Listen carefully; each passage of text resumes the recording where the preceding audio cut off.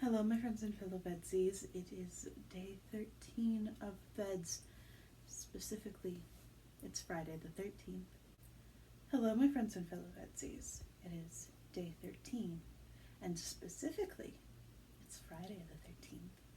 There are a few days quite as infamous as Friday the 13th, known to bring bad luck and misfortune. But unlike, say, the Ides of March, I've never known where this superstition came from.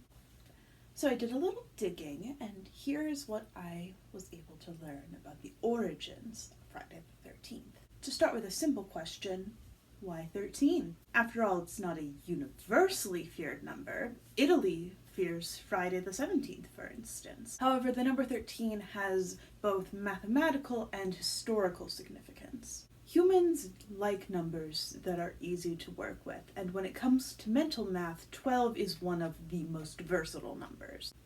Being divisible by 2, 3, 4, and 6, it's really easy to work with if you, say, don't have universal tools of measurement. That's why the more recent and scientifically used metric system uses 10, while the good old imperial measuring system is based on 12. We love the number 12, meanwhile number 13 is a pain in the ass to deal with.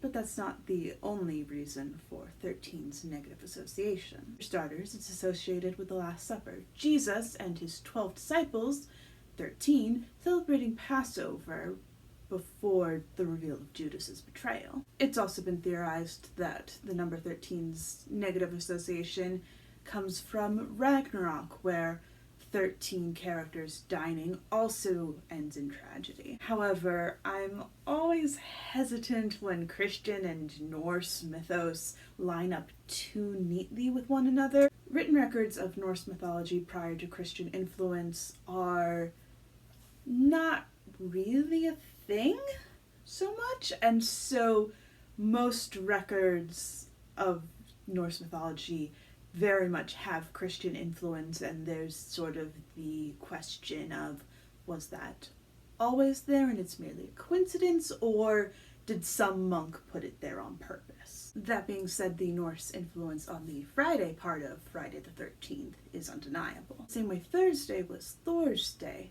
Friday was Frigga's day. Frigga was the queen of Asgard and goddess of the sky. She was also associated with love, marriage, and motherhood, as well as Freya, who was the goddess of love and fertility and was known to ride in a chariot pulled by cats. Black cats, to be specific. You see where I'm going with this, right? When the Christian takeover of the Middle Ages occurred, many pagan figures were demonized, sometimes literally to make room for Christian practices. Frigga became a witch living alone on a mountain and spent her Fridays plotting with 11 other witches and the devil, another party of 13. In addition, Friday became the scapegoat day in Christian history. While Good Friday, the day Jesus was crucified, is the obvious pull, the temptation in the garden, Cain killing Abel, the fall of the Temple of Solomon, and the Great Flood all allegedly happened on a Friday. But we still don't have our suspicions around Friday the 13th, though we have negative associations for both of them. So what happened to form this terrible union? Now, if you're a Dan Brown fan, you might be asking about the Knights Templar. While they were indeed executed on Friday the 13th, 1307, that did not bring about the day's infamy. Weirdly, that doesn't seem to happen until 600 years later. In 1907, Thomas W. Lawson publishes the novel Friday the 13th about a stockbroker who deliberately crashes the market that day in order to make a fortune.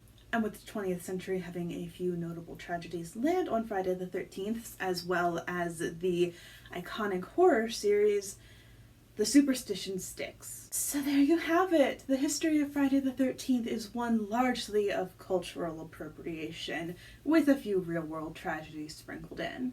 Hopefully, if you or someone you know suffers from paraskevidecatriophobia, knowing that it's just middle-aged propaganda might help. Alright, my friends and fellow VEDSies, I'll see you tomorrow.